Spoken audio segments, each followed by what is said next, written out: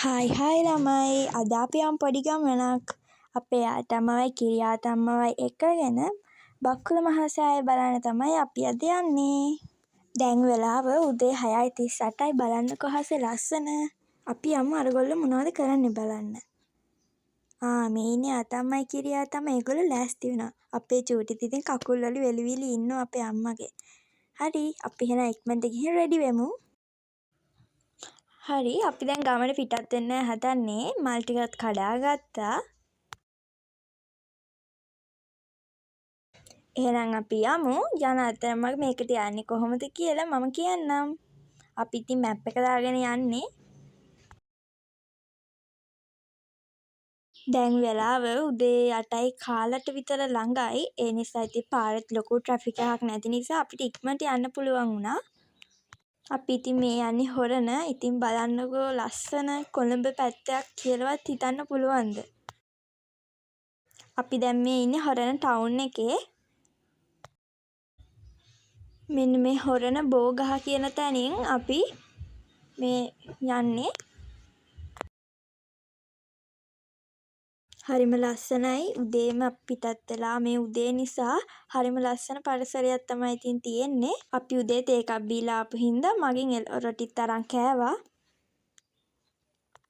ඒකත් එක්ක ගමන ටිකක් ෂේප්නේ. හරි අපි තැනට ආවා. පොඩි ට්‍රැෆික් එකක් තියෙනවා මෙතන. අපි ඉතින් පාකින් එකට වාහනේත් දාගත්තා. මෙතන කිසිම මුදලක් අය කරගන්නේ නැහැ ඕගොල්ලන්ගෙන් පාකින් එකට.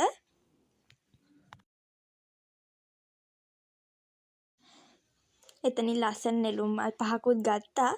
එහෙනම් අපි දැන් යමු.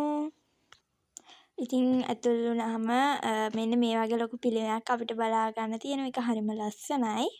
ඒක මේ මෑතකදී හදපු පිළිමයක් කියලා තමයි අපිට එතනින් දැනගන්න හම්බ වුණේ.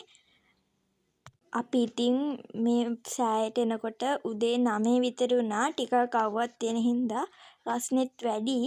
ඉතින් අපි ගියා පහන් පත්තු කරන්න. අපි හැමෝම ඉතින් මේ විදියට පහන් ටිකක් පත්තු කරලා හඳුන් කුරු පත්තු කරා. ඉතින් මේක වටේටම ඒ කියන්නේ ලොකු රබර් රත්තක් තියෙනවා. ඒ නිසා ඉතින් අර රස්නේ වුණත් ඒක අපිට එච්චර දැනෙන්නේ නැහැ. හරිම පිරිසිදුවට එක වැලි ටිකක්වත් නැති වෙන විදියට හොඳට මෙතන හරිම පිරිසිදුවට තමයි තියෙන්නේ. අපි ඉතින් පහන් ටිකක් පත්තු කරලා එළියට ආවා.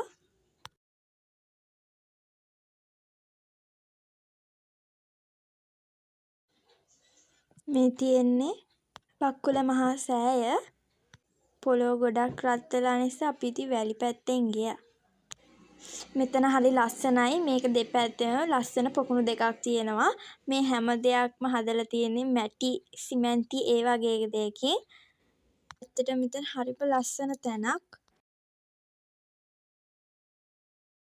අපි ගෙනාපු නෙළුම් මල් ටිකත් ඉතින් මෙතන පූජා කරා. කිරියා තමයි ආතම්මයි නම් අද හරි සතුටින්. අපි අද ගියේ ඉරිදා හින්දා ටිකක් මිනිස්සුත් වැඩි ඉතින්.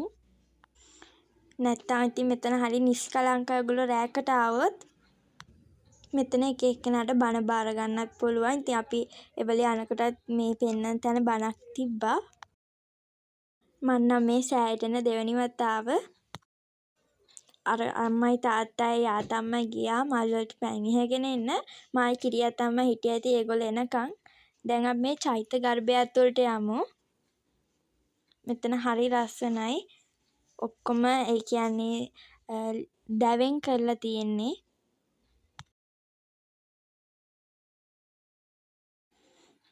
චෛත්‍ය ගර්භය උඩට අපිට නගින්න තියෙනවා. ඉතින් අපි යමු මොනවද බලන්න තියෙන්නේ කියලා බලන්න.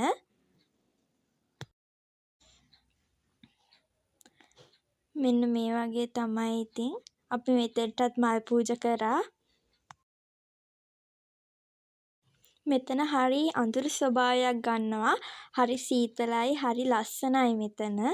මේ හැම දෙයක්ම ඇත්ත වගේම හදලා තියෙනවා. ඔයාලට මෙතන ලොකුවට පැහැදිලි නැතුව ඇති මම මේ පෙන්නන එක. මෙතන කැමරාවට මට ඒක හරියට පේන්නේ නැහැ. මෙතන නිකන් අර ග්‍රහලෝකාගාරය වගේ ලස්සනට හඳ ඒ කියන්නේ ඒ චෛත්‍ය ගර්භය ඇතුලේ තියෙනවා. ඒක මට හරියටම කැමරාවට ගන්න බැරි වුණා. ඉතින් මේක ඇතුලේ ලොකු බෝ ගහක් තියෙනවා. මේ බෝ ගහ ඇත්ත එකක් නෙමෙයි. කියන්නේ නිර්මාණය කරපු එකක්. ඒත් එහෙම හොයන්න බෑ. මේක හරි ලස්සනයි. මේ හැම දෙයක්ම කියන්නේ පොඩි පොඩි සත්තු, හතු මේ වගේ හැම දෙයක්ම ලස්සනට හදලා තියෙනවා.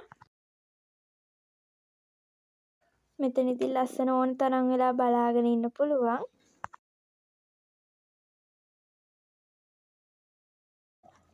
අද ඉතින් ටිකක් මිනිස්සු හිටිය නිසා, කියන්නේ වැඩි පිරිසක් හිටපු නිසා මෙතන පොඩි තදබදයක් ඇති වුණා. අපිට මෙතනට ආව වගේ නෙමෙයි, යා ගන්න එක චුට්ටක් අවුල් වුණා. පේනවනේ ඉතින් හැමෝම ෆොටෝස් ගන්නවා. ඒ නිසා මෙතන ටිකක් තදබදයක් තිබුණා. කොහොම හරි ඉතින් අපි මෙතනින් බැහැගත්තා. මේක වටේටම ජාතක කතාවක් තමයි තියෙන්නේ. ඒක මට ඉතින් මං ලොකුවට වීඩියෝ එකට ගන්න හිතුවේ නැහැ. අපි චෛත්‍ය ගර්භය ඇතුලෙන් එළියට ආවා. ඉතින් මේ විදියට මේ බලන්නකො මේ අලි ඇතුන් මේ හැමෝම කියන්නේ ඇත්ත විදියටම හරි ලස්සනට නිමවලා තියෙනවා.